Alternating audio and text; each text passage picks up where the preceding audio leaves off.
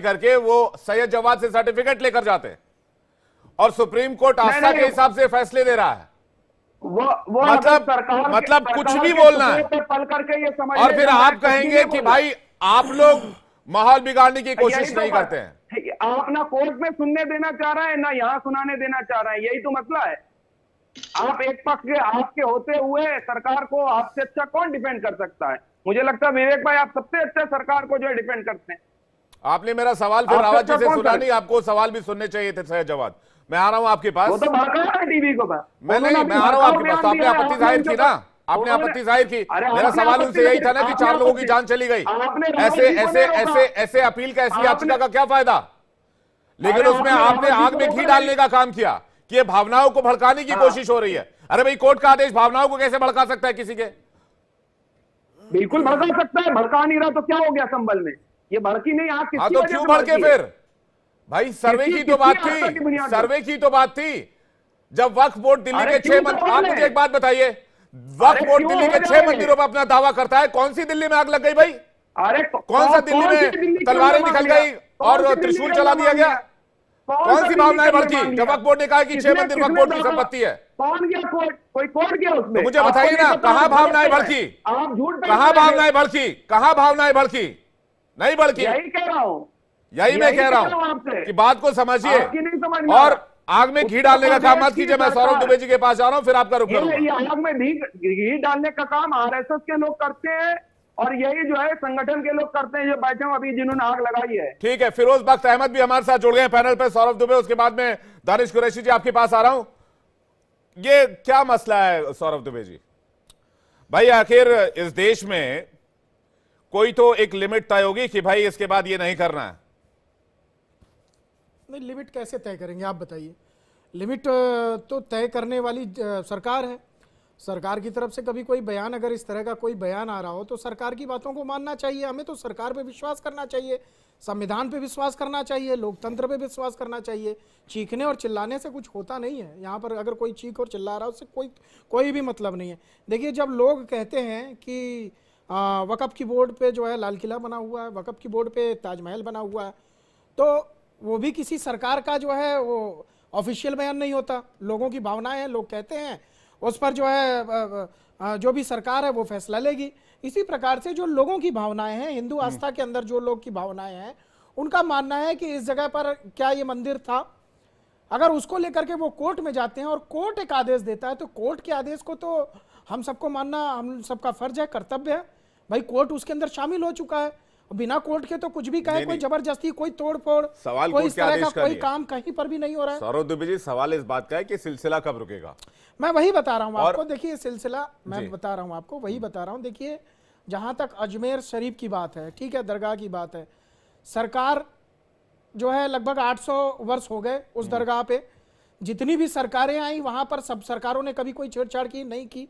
आपको ये भी नहीं पता होगा, मैं बता दूं, दरगाह कमेटी भारत सरकार के अंतर्गत आती है। मिनिस्ट्री ऑफ माइनॉरिटी अफेयर्स जो है अल्पसंख्यक कार्य मंत्रालय के तहत काम करती है। पूरी उसकी ऑर्गेनाइजेशन है, पूरी एक गवर्नमेंट बॉडी है।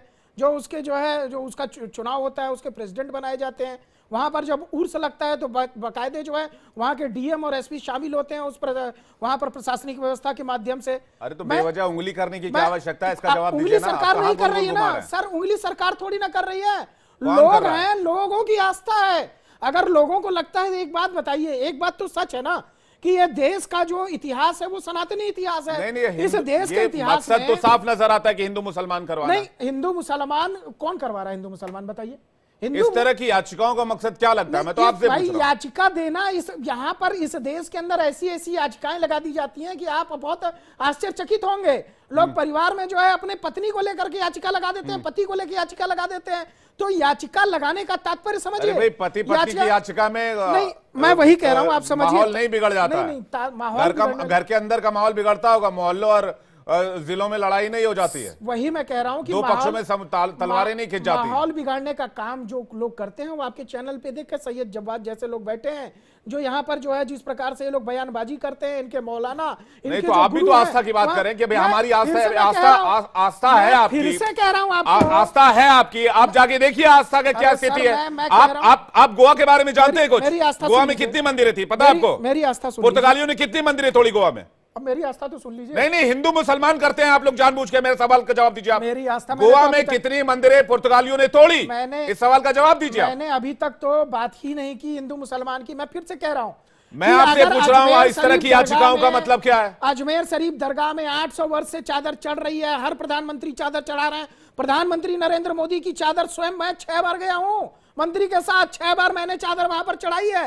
ये हमारे जो है गवाह हैं यहाँ पर बैठे हुए फिरोज भट्ट साहब, ये जानते हैं अच्छे से, हमने भी वहां पर चादर चढ़ाई है। लेकिन मैं दानिश कुरैशी जी के पास सुन लीजिए, आपने चादर चढ़ाई है तो आप इस बात का समर्थन कीजिए कि हिंदू मुसलमान के नाम पर लोगों को भड़काने की कोशिश की जा रही है। अगर उसकी कोर्ट आदेश देता है तो हम कोर्ट के आदेश को कभी नहीं रोक सकते, और वहां पर खुदाई होगी तो हम ये भी नहीं कह सकते कि हम वहां पे मंदिर बना के पूजा पाठ करने जा रहे हैं। कौन सी खुदाई? कहां खुदाई हो गई? ज्ञानवापी में कहां खुदाई हो गई? कोर्ट आदेश देगा तो ये लोग रोक रहे हैं ना। ज्ञानवापी के आदेश, दानिश कुरैशी एक से जवाब, दानिश कुरैशी माहौल को बिगाड़ने का प्रयास है। देश के माहौल को बिगाड़ने की कोशिश कौन कर रहा है? ये भी दूध का दूध और पानी का पानी हो जाएगा। दानिश कुरैशी जी, भारतीय जनता पार्टी, ये बहुसंख्यक सरकार क्या होता है? 80% हम लोग ये तो क्या इसका मतलब क्या हो जाएगा? इसका मतलब सेक्युलरिज्म क्या हो जाएगा? इसका मतलब सेक्युलरिज्म ताक रख दीजिएगा। दानिश कुरैशी के पास जा रहा हूं, एक सेकंड रुक जाइए। मेरे सवाल का जवाब नहीं दे पाएंगे आज आप लोग। मैं चैलेंज करता हूं, आप लोगों को आज मेरे सवाल का जवाब नहीं दे पाएंगे आप लोगों में से कोई भी। दानिश कुरैशी के पास जा रहा हूं। दानिश कुरैशी जी, भावनाओं को भड़काने की बात की जाती है। अरे भाई याचिका लगा है, आदेश आया है, सर्वे कर लेने दीजिए, बात खत्म हो गई। देखिए, सबसे पहले तो मैं आपको एक बात कहूं कि जिस तरीके के हालात देश में बनाने की कोशिश की जा रही है, ये पहले भी कह चुके हैं असद साहब, और मैं फिर भी रिपीट कर रहा हूं कि बार बार इस तरीके का प्रोत्साहन देना, ये प्रोत्साहित करना, ये स्टैब्लिश करता है कि देश में अराजकता का माहौल पैदा करने की कोशिश की जा रही है, डिस्टेबलाइजेशन किया जा रहा है। मैं आपको छोड़िए, देखिए प्लेसेस ऑफ वर्शिप एक्ट या दूसरी सारी बातें, या कि अजमेर दरगाह शरीफ के नीचे कुछ या ऊपर कुछ, ये सारी बातें छोड़िए। आप मुझे ये बताइए कि एक संभल में जो कुछ घटना घटी, उसमें वहां पर प्रशासन ने, ये दंगा हो जाने के बाद प्रशासनीय तौर पर काम करने के लिए वहां पर धाराएं लगाई कि भाई अलग अलग तरीके से 2 से ज्यादा 4 लोग इकट्ठा ना हो। तो ये हो गया प्रिकॉशनरी स्टेप। और आम तौर पे अगर आपने देखा होगा कि पक्ष में विपक्ष में राजनीतिक तौर पर जब भी प्रशासन को लगता है कि भाई इस तरीके की परमिशन देने से परिस्थितियों का निर्माण होगा, इंतजाम होने की बात छोड़ दीजिए, देने से परिस्थितियों का निर्माण होगा, तो उस पर पाबंदियां बिल्कुल देसी भाषा में धारा 144 में जो हमारे यहाँ लगती है, उसी की मैं बात कर रहा हूं। उन्हीं धाराओं में उन पर पाबंदी इसलिए लगाई जाती है कि इसमें ये हो जाने की संभावना है। अब जब हो जाने की संभावना कहीं भी आप देखते हैं तो उसका प्रिकॉशनरी स्टेप लिया जाता है। अब आप मुझे ये बताइए, बहुत सारी बातें बहुत सारे लोगों ने कर ली, आपने भी कर ली, बाकी पैनलिस्टों ने भी कर ली। मैं ये कहता हूं कि 1000 साल पहले किसी ने कोई किसी का धार्मिक स्थान तोड़ दिया या बना दिया या खत्म कर दिया या एस्टैब्लिश कर दिया।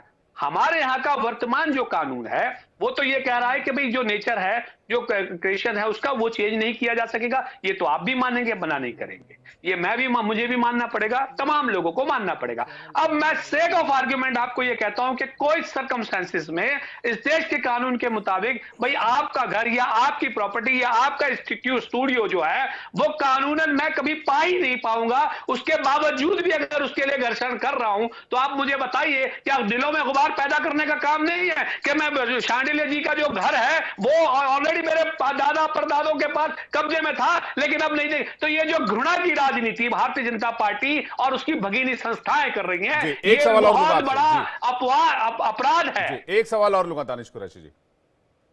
जी, वक्फ बोर्ड ने दिल्ली के 6 मंदिरों पर, ताजा खबर है आप ढूंढेंगे तो मिल जाएगी आपको, 6 मंदिरों पर दावा किया और कहा कि यह मंदिर वक्फ की संपत्ति है। तो कोई भावनाएं नहीं भड़की, इस मामले में कई सारे सवाल उठाए गए, तो उस पर भी कोई विवाद नहीं हुआ। मैं ये जानना चाहता हूं कि अगर ये तो आस्था का विषय है, तो इससे दिलों में गुबार कैसे पैदा हो जाता है, भावनाएं कैसे भड़क जाती है, और वहीं क्यों भड़कती हैं जहां पर मुस्लिम पॉपुलेशन मेजॉरिटी में होती है? क्वेश्चन फिर से रिपीट करिए तो विवेक जी। मेरा सवाल यह है, जब मंदिरों पर सवाल उठाए जाते हैं तो भावनाएं आहत होती हैं, लेकिन भड़कती नहीं या भड़काई नहीं जाती हैं। लेकिन जब मस्जिद को लेकर या फिर मुस्लिम धर्म से जुड़े किसी पर्टिकुलर जगह को लेकर सवाल पूछे जाते हैं या कोई आदेश आता है, तो लोगों की भावनाएं कुछ ज्यादा भड़क जाती हैं, और ये वहीं ज्यादा होता है जहां मुस्लिम मेजॉरिटी होती है। ऐसा क्यों है? नहीं नहीं नहीं नहीं नहीं, ये भावनाएं, ये आप गलत कह रहे हैं। मैं आपको बताऊं, भावनाओं के नाम पर अगर मस्जिदों की बात तो छोड़ दीजिए आप, इस देश के अंदर में पूरे देश से लोगों को इकट्ठा करके बाबरी मस्जिद ढहाने का प्रोग्राम चलाया। बताइए, ये भावनाएं के नाम पर आतंक और अत्याचार नहीं था? बताइए तो, ये क्या दानिश कुरैशी ने किया था? सैयद जवाद ने किया था? किसने किया था बताइए तो? दानिश कुरैशी मुसलमान है, उसने किया था। जो सैयद जवाद मुसलमान है, उसने किया था। अब इससे आगे सुनिए, मैं आपको कहता हूं कि संजौली में जो मस्जिद का मामला था, वो मामला प्रशासन का और वहां के निजामिया का था, ठीक है। उसके बाद जो वहां पर जिस तरीके से भारतीय जनता पार्टी और उसकी भगीनी संस्थाओं के लोग जो प्रशासन के खिलाफ मोर्चा निकालकर और जगह पर पहुंचे थे, ये भावनाओं को नुकसान पहुंचाने का काम नहीं था। देखिए, इंटरप्ट मत करिए, देखिए इंटरप्ट मत करिए, मैं आपके बीच में नहीं बोला। क्यों कर रहे हैं भाई? एक बात बताइए। नहीं, सुन लीजिए। अरे मेरी बात आप सही बोल लीजिएगा, बाद में मैं खत्म कर लूं फिर बोलिए ना आप। नहीं, आप दूसरों पे आरोप डाल रहे हैं। अपने को कब, अपनी सच्चाई को कब स्वीकार करेंगे आप? अपनी सच्चाई को क्यों नहीं स्वीकार करते? अयोध्या के मसले पे हमको कोर्ट जाना पड़ा, अयोध्या के मसले पे हम कोर्ट गए, आपने अपनी तरफ से कोई कहा कि नहीं हिंदू भाइयों की जमीनें ले लीजिए? बाबरी मस्जिद, अरे क्यों सुनिए मेरी, बाबरी मस्जिद में किसको फांसी हुई? जिसमें खुद सुप्रीम कोर्ट ने कहा कि मस्जिद नहीं थी, वो ढांचा था भाई साहब। मस्जिद नहीं थी, वो ढांचा था। अरे वो आज भी मस्जिद है, सुनिए, वो आज भी मस्जिद है। और अगर सिग्नेचर है, वो अब कहां से मस्जिद है? अब तो सुप्रीम कोर्ट का फैसला आ चुका है। अब तो सुप्रीम कोर्ट का फैसला आ चुका है। तमाम जजेस का सुनिए, तमाम जजेस के सिग्नेचर ला के दीजिए ना, मेरे पास नहीं है वो कॉपी, मैं कब से मांग रहा हूं, कोई नहीं दे रहा है मुझे। आप लाके सुप्रीम कोर्ट के फैसले को तो मानते हैं कि नहीं मानते? सौरभ द्विवेदी, बात पूरी होने दीजिए। फिरोज बख्त अहमद बहुत देर से वेट कर रहे हैं। रुक जाइए एक सेकंड। दानिश कुरैशी बोलिए।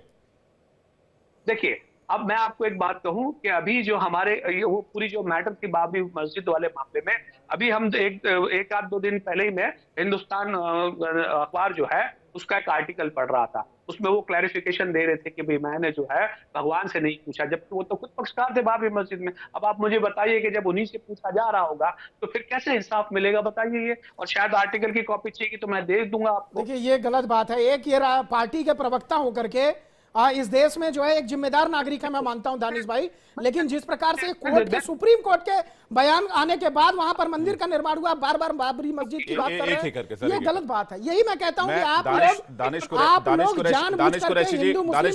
दानिश कुरैशी वापस लौटूंगा आपके पास जी। दानिश कुरैशी वापस लौटूंगा आपके पास। आपने अभी थोड़ी देर पैनल पर कहा कि बाबरी थी, बाबरी ही है वहां पर,